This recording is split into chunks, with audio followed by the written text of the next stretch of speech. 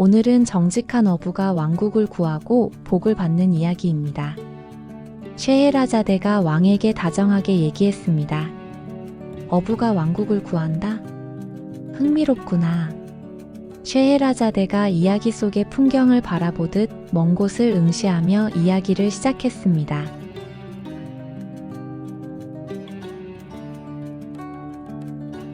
바다끝 작은 마을에 늙은 어부가 살고 있었습니다. 그는 평생 바다와 함께했지만 언제나 가난했습니다. 매일 새벽이 되면 낡은 그물을 들고 바다로 나가 고기를 잡았지만 손에 쥐는 것이라고는 손바닥만한 물고기 몇 마리가 전부였죠. 그런데 이 어부에게는 남다른 규칙이 하나 있었습니다. 아무리 배가 고프고 궁핍해도 하루에 4번만 그물을 던진다는 것이었어요. 젊은 어부들이 욕심을 부려 하루 종일 그물을 던지다가 그물이 찢어지거나 본인의 건강이 망가지는 것을 많이 봤기 때문입니다. 그날도 어김없이 해가 떠오를 무렵 어부는 바다로 나갔습니다. 처음 그물을 던졌는데 무언가 무거운 것이 걸렸습니다. 기대에 부풀어 그물을 끌어올렸지만 나온 것은 죽은 당나귀 사체였습니다. 이런, 냄새가 고약하군. 어부는 코를 막고 사체를 바다에 던져 넣었습니다. 그물을 다시 던지자 2번째도 뭔가 걸렸습니다. 그러나 진흙으로 가득 찬 커다란 항아리였어요. 어부는 항아리를 털어내고 다시 그물을 정리했습니다.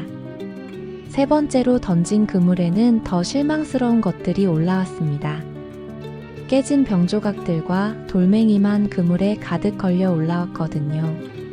어부는 마음이 무거워졌습니다. 오늘도 빈손으로 집에 돌아가야 하나 싶었죠. 하지만 그는 자신의 규칙을 지켰습니다. 마지막 한 번이 남아 있었으니까요. 신이여, 부탁하나이다. 노인은 크게 외치며 4번째로 그물을 던졌어요. 바닥에서 뭔가 아주 무거운 것이 걸렸습니다. 어부는 온 힘을 다해 그물을 끌어올렸어요. 나온 것은 황동으로 만들어진 큰 항아리였는데 입구가 단단히 봉인되어 있었습니다.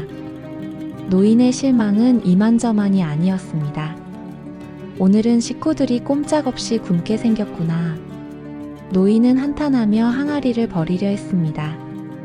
그런데 자세히 보니 항아리 표면에 복잡한 문양과 글자가 새겨져 있었어요. 어부가 알아볼 수 있는 글씨는 아니었지만 왠지 범상치 않은 느낌이 들었습니다. 호기심이 생긴 어부는 병뚜껑을 열어보려 했습니다. 그런데 어찌나 단단히 봉해져 있는지 꿈쩍도 하지 않았어요. 노인은 이런저런 도구를 이용해 조심스럽게 항아리 입구를 긁어냈어요.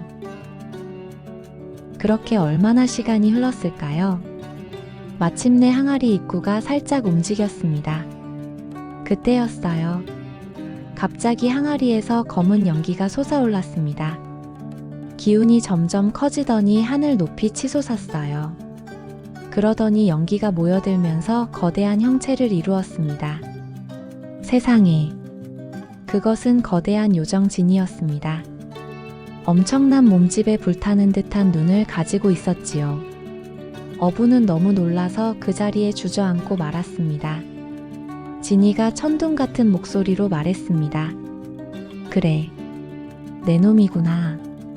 나는 1800년 동안 이 저주받은 항아리에 갇혀 있었다. 이제 내 놈을 죽여 그동안의 한을 풀겠다. 예? 뭐라고요? 진이의 말에 노인은 기가 막혔어요.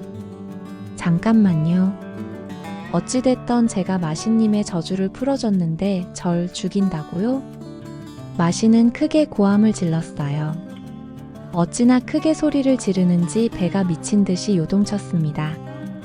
내가 신께 죄를 지어 그 벌로 이 항아리에 갇힌 후 이렇게 생각했다. 나를 구해주는 자에게 세상의 무한한 권력을 주리라. 그렇게 600년이 흘렀다. 마신이 계속 말했습니다. 나는 다시 맹세했다.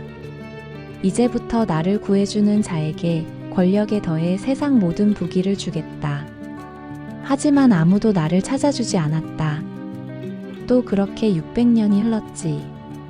진이는 항아리에 갇혀있던 지난 세월이 떠올랐는지 몸을 한번 부르르 떨더니 다시 말을 이어나갔습니다. 결국 나는 분노에 차서 결심했어.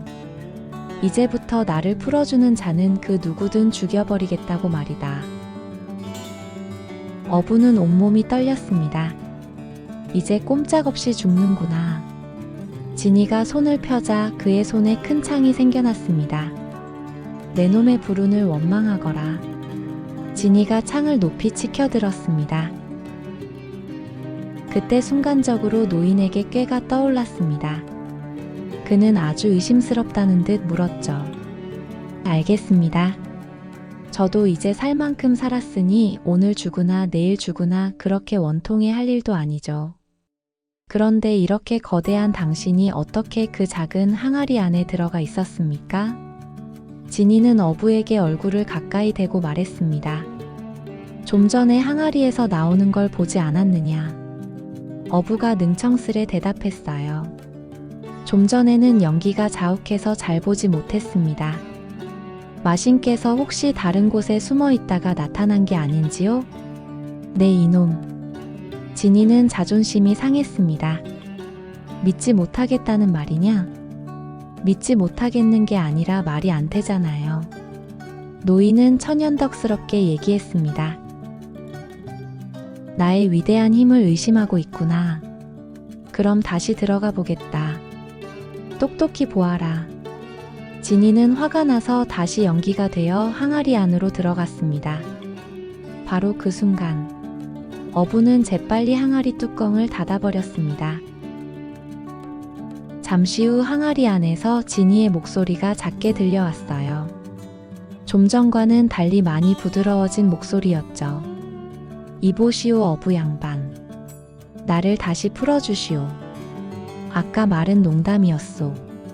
하지만 어부는 단호했습니다. 당신은 분명히 나를 죽이겠다고 했습니다. 어떻게 믿을 수 있겠습니까?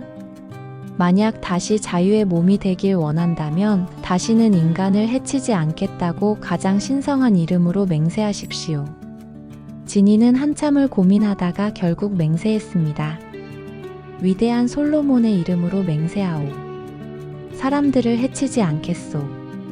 어부는 그제야 항아리를 다시 열어주었어요.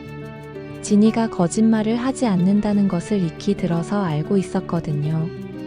밖으로 나온 진이는 처음과는 달리 온화한 모습이었습니다. 어부여. 당신의 지혜 덕분에 나는 분노에서 벗어날 수 있었소.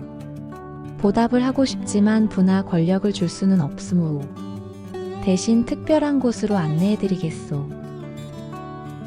진이는 어부를 산 너머 숨겨진 호수로 데려갔습니다. 어부는 눈앞에 펼쳐진 광경을 보고 감탄을 금치 못했습니다.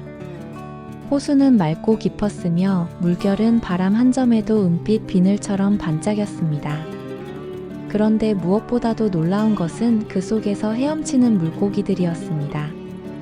물고기들은 제각기 화려한 색으로 빛나며 아름다운 자태를 뽐냈습니다. 수십 년 물고기를 잡아온 어부조차 그 아름다움에 넋이 나갈 정도였어요. 이 물고기들은 모두 특별한 사연이 있어. 이 세상 물고기들이 아니지. 진이가 조용히 말했습니다. 당신이 이 물고기를 잡아 왕궁에 바친다면 그곳에서 놀라운 일이 일어날 것이오. 진이의 말을 들은 노인은 조심스레 몇 마리의 물고기를 잡았습니다. 이상한 것은 물고기가 너무도 순순히 잡혀주는 것이었어요. 마치 기다리고 있었다는 것처럼 말이죠. 물고기를 광주리에 담으니 마치 보석을 가득 담은 것처럼 찬란했습니다. 진이는 만족스러운 듯 고개를 끄덕이고 말했습니다. 이제 나는 더 이상 세상에 머무를 수 없소. 잘 가시오. 현명한 어부여. 그렇게 말하고 진이는 순식간에 바람처럼 사라져 버렸습니다. 집으로 돌아온 어부는 물고기를 바구니에 담아 궁궐로 향했습니다.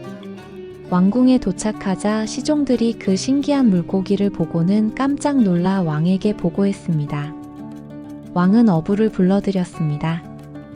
과연 듣도 보도 못한 물고기들이구나. 주방장에게 전하여 요리하게 하라. 왕의 명령에 따라 물고기들은 즉시 궁궐의 주방으로 옮겨졌습니다. 그런데 주방장이 물고기를 불 위에 올리자 기이한 일이 벌어졌습니다.